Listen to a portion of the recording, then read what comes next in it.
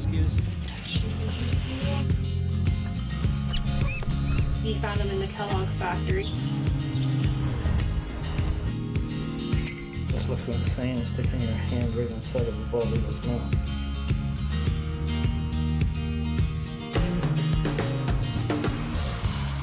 Salthaven really started as an idea many years ago, and I felt that there was a need. And today we have over 120 clinical volunteers that work 3 shifts a day, 7 days a week to help sick, injured, or orphaned wild animals. And we still can't keep caught up.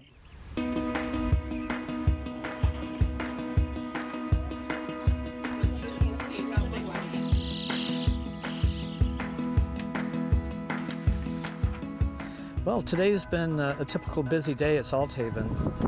It's been insane. We've had over 50 phone calls, and that was probably already before 1 p.m. today. We've had about 20 emails. While you're listening to one voicemail, you get a new call, and the phones never stop ringing here, and neither do the emails. And then also trying to do other animals as well, and feeding them and cleaning them, and then you go back to phone calls and emails. We've had various requests from just information, found a baby raccoon, what do we do with it? How do we get them in the hands of somebody who knows what they're doing? Baby birds. We've had a couple rescue things that we've had to pass up today just because we've been so busy. So it's, I shouldn't say it's overly busy today, but yeah, it's pretty busy. Oh. Okay, well, I'm going to need about 20 minutes to do those incidentals. So as soon as I'm done this, I'll go on and get that done. Okay. And then we'll do the Salthaven Wildlife, Nicole speaking. It's pretty hectic, and we definitely try to take downtime to for sure take the voicemails and the calls, but sometimes it can get a little crazy here. You have 1 unheard message and 21 saved messages. To check unheard messages, press 11. Some people even just call for information. If they find a baby bird in their backyard, they want to know about their cats. It's a big thing that we get. We are sort of close to the river, but not close enough that I don't know how they got here. They've been trying to cross the road. I don't understand how people get upset when they have to call 3-4 times, or sometimes our voicemail is full because we have 20 voicemails in 2 hours, and then we have to try to get to them. But we want people to know that when you call, like, definitely leave information in your name and your number, because we'll be able to get back to you. If you want to give me a call back, if you want to pick them up, just let me know. Yeah, some people, you know, that frustration on their part is legit. You know, they've called Humane Society, Animal Care and Control, their local veterinarian. Nobody wants to help or can help. And so by the time they get to us, they're pretty frustrated. Did you call already? The young fellow that was going to rescue them at baseline, and he was going to bring them out at 5, and I said, I can't stand it, I'm bringing them now. And we recognize that. We try to accommodate them as much as we can, but that frustration really comes from them not knowing what to do. They got this cute little animal. We had an admission here this afternoon, a young lady who was in tears. You know, she just felt so deeply for this animal. She really wanted to help. I understand it's frustrating, and I know I do feel bad because obviously they have an animal, especially a lot of them are injured animals, and they have the heart to call and they really want it taken care of. We just want them to know that we are not ignoring you. Hi, this is Nicole calling from Salthaven Wildlife. How are you? Sometimes when you hear the phone, you'd like to throw it out in the field out there and hope that it gets combined. But it's we know that the people on the other end are desperate for help, and we have information that could be helpful to them. We take some species here that other people won't take, and so we're kind of their last hope in a lot of cases. So we understand that, and we try to accommodate as many as we can. Ask her if we can send the opossums over in the next couple of hours. Is she going to be there? Sometimes people just want us to take their pets that they don't really want anymore, or They have an orphan raccoon that they've had for a couple weeks, and now they decide it's too much for them, and now they want us to take it, and stuff like that. It's kind of, we can't really help them out, but we'll try, but not necessarily we can do anything for them. I'm calling because I just got a free turtle from Kijiji yesterday. It's a red-eared slider. It turns out that he's way too much for me to take care of, and he kind of seems like he might be a little bit sick. I'm not too sure. You're right. Hi. She got a free turtle from Kijiji and now she doesn't want it. I spoke to her already. Oh, you did? Yeah. She, the turtle has shell rot. Oh. And she's just looking for some place to dump it now. She got a raw deal on Kijiji. Well, That's one of the reasons why you never deal with wild animals on Kijiji, right? especially if you don't know what you're gonna get. Exactly. It's just not it turns out not to be a good deal. I think what people don't realize is that Salthaven is we're not paid for what we do here. You know, we're all volunteers. We have 3 summer students that are paid through the Can Summer Jobs program. But by and large, the other 120 volunteers are all volunteers. They're not paid a red cent. I work about, 12 to 18 hour day, and I don't get paid anything. But we do it because we think it makes a difference. And it certainly makes a difference to those animals we work with. And I think it makes a difference to the volunteers here too. And that's what really drives the Salthaven effort. It's that working with your heart, not just your hands, that makes it all work here. Good, how are you? Sometimes we have no time to see Brian. We're taking phone calls, or he is, and he's on the road doing a rescue while taking phone calls, or he's being pulled in every direction, but he's definitely the one. He's very dedicated, which is inspiring to be like that, to balance everything. 'Cause sometimes I'm like, oh, I just want 10 minutes to sit down, and then Brian's like, sometimes doesn't eat breakfast or lunch, so it's like, okay, I get it, but this job is fun, and I know I'm here, and it's a great thing. So sometimes you can wait for food, you can feed the animals first, and then wait maybe till dinner time to eat. The big issues are never going to go away, but the one challenge we have is a limited facility. And we can do a lot in that facility, much more than we ever thought possible even 5 years ago.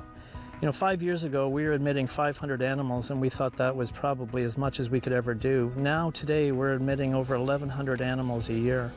So we've fine-tuned and done just about everything we can, but the walls will only stretch so much, and we need a larger facility. There's absolutely no doubt about that. We know we can be much more effective in the community. There's so many calls that we have to turn away every year because we just don't have the facility to deal with it. So our goal, and we are anxiously engaged in this goal, is to build a much larger facility that we can accommodate all of those requests for help, and even much more than that in the future as well.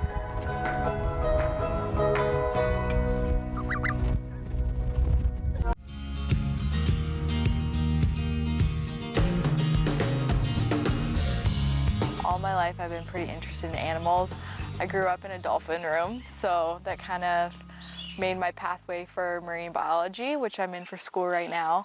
And I never really thought about volunteering with animals, but it was my sister Gina, who's actually here, and she was here before me, and she'd always tell me the stories about the animals she got to feed and all that. So that's when I came here, and I haven't left for the 4 years.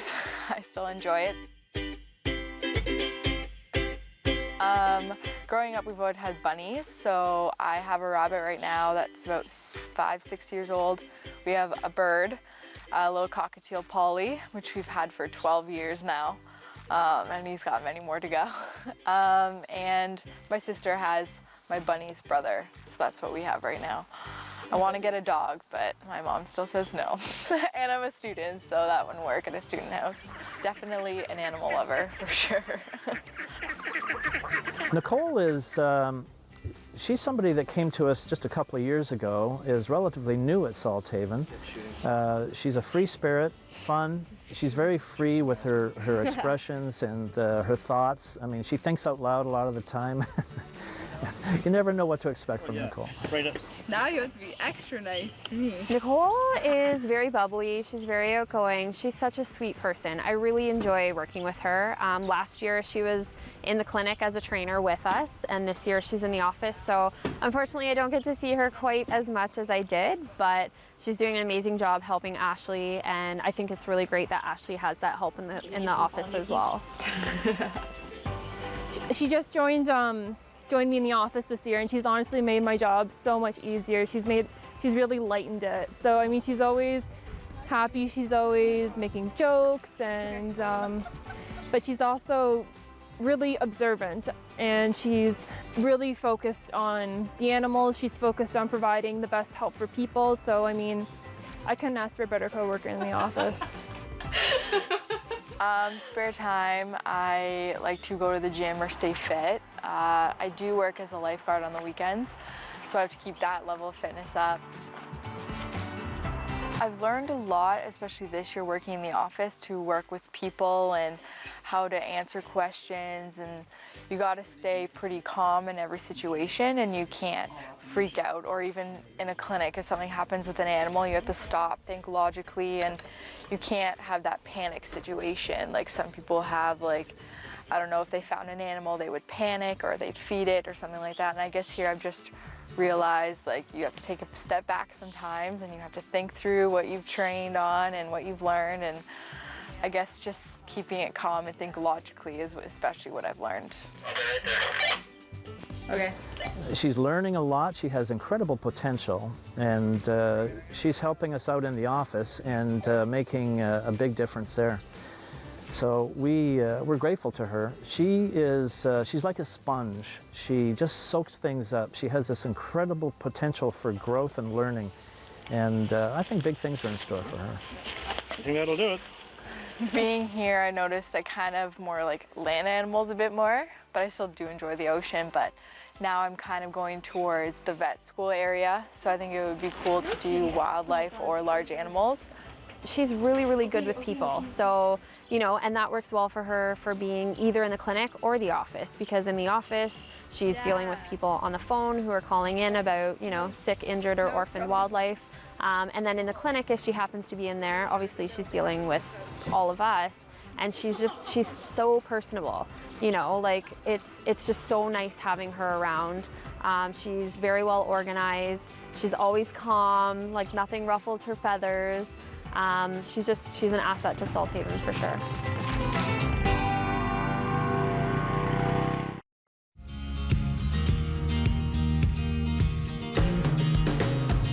When we choose our volunteers, we're very careful that we have the right people, because it's so easy to love these animals too much. I always tell them it's okay to love them, but just don't love them too much, because they got to go back to the wild, and they have to be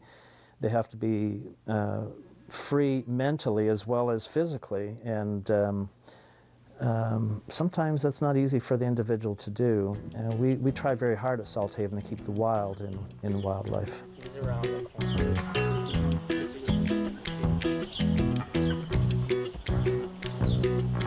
Well, we're going to take this little weasel back to Kim Polly's place. It came from her home. It was found in the ceiling. He came to us eyes closed, very, defenseless basically. But he has grown really well, really fast, eating terrifically well. He's able to scavenge and find his own food, so we think he's going to do really well.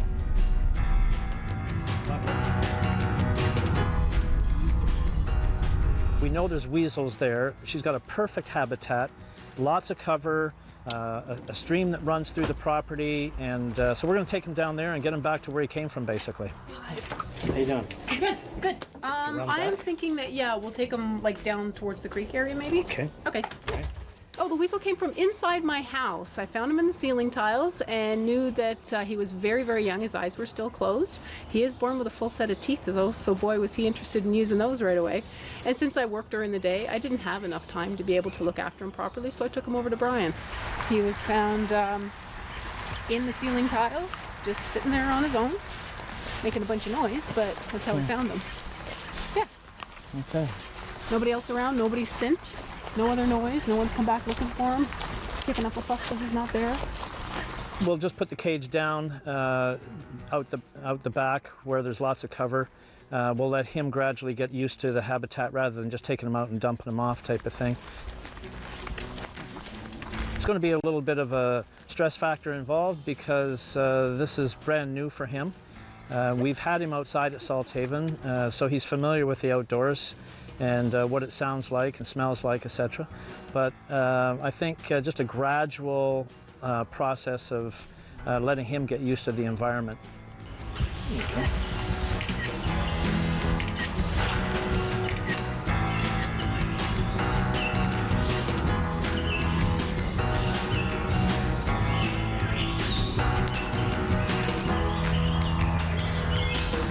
He was very cautious at first, poking his head up out of the cage, and we took the cage top off, and he was back and forth out of his little pouch that he normally stayed in. But within a matter of minutes, we saw him getting more comfortable and working his way further and further away from the pouch.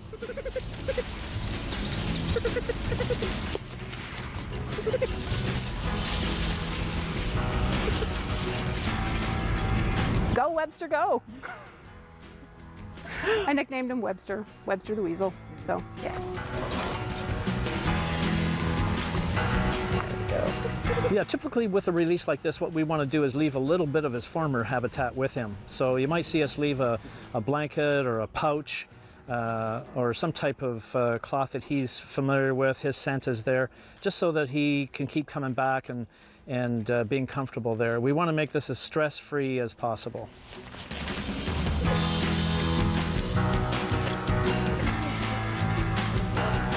I think, given the type of curiosity that is inherent with this animal, that he's going to do very well.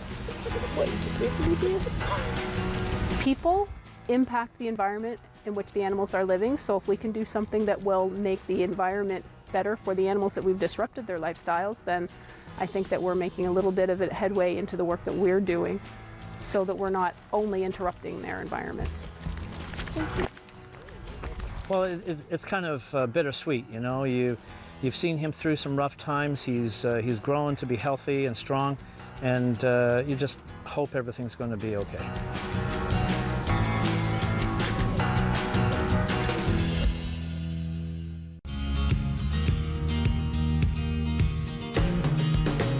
Our volunteers, they're special people. You know, we interview about 80 volunteers, prospective volunteers a year. And we only take about maybe 25 or 30 on any given year. But our volunteers are the best of the best. They work with their hearts as well as their hands. They're amazing people. It just gives me a lot of hope for humanity knowing that there's people like that. And we are so blessed to have them here at Salthaven. I just had a mouthful.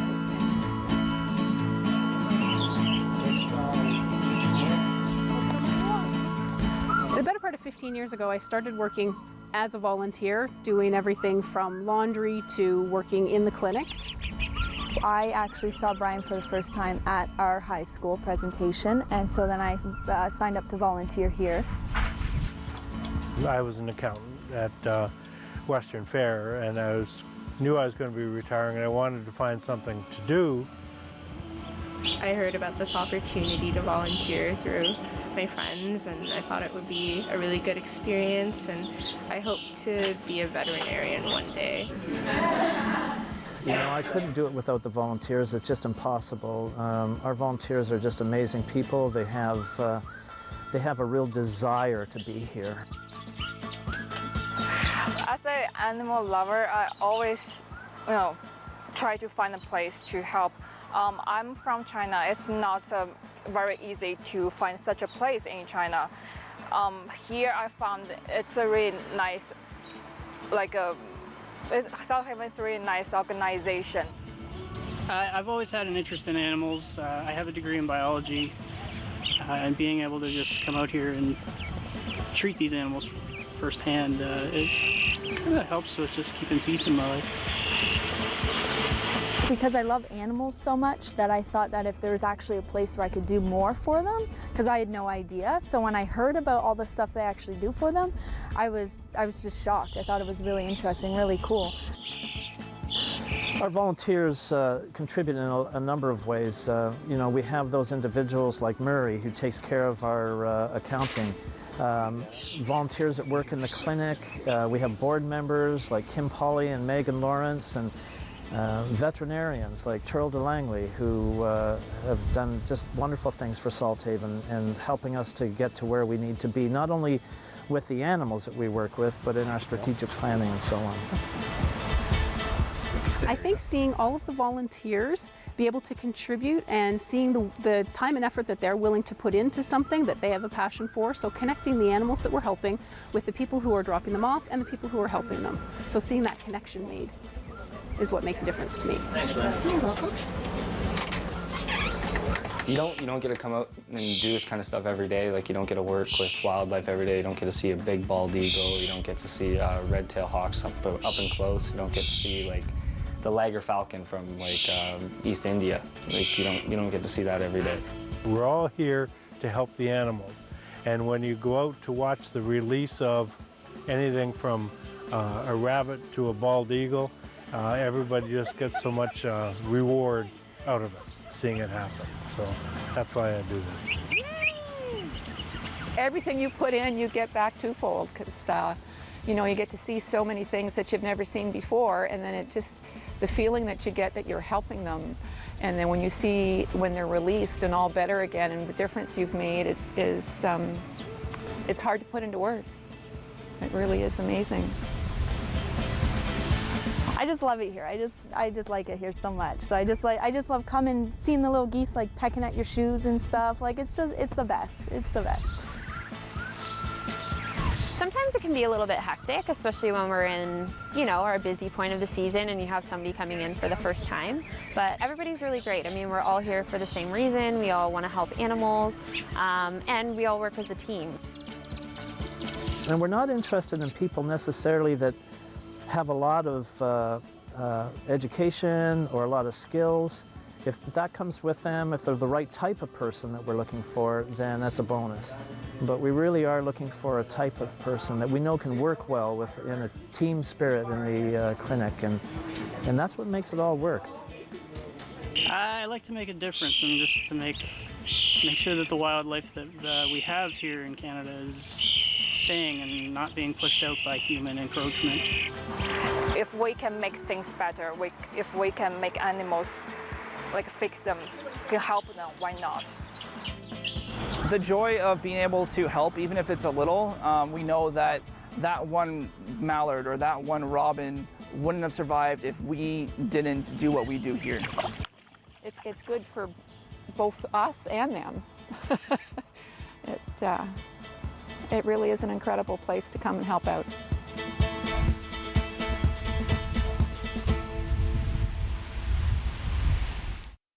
Oftentimes, Salthaven in the early spring will get calls for baby animals that are being found in chimneys and in window wells. The unfortunate part of window wells is that these animals fall in and they can't get out, and often aren't discovered for several days later when they're badly emaciated and dehydrated. We would advise you to take care and cover those window wells and chimneys. I'm Brian Salt, helping you to keep the wild in wildlife.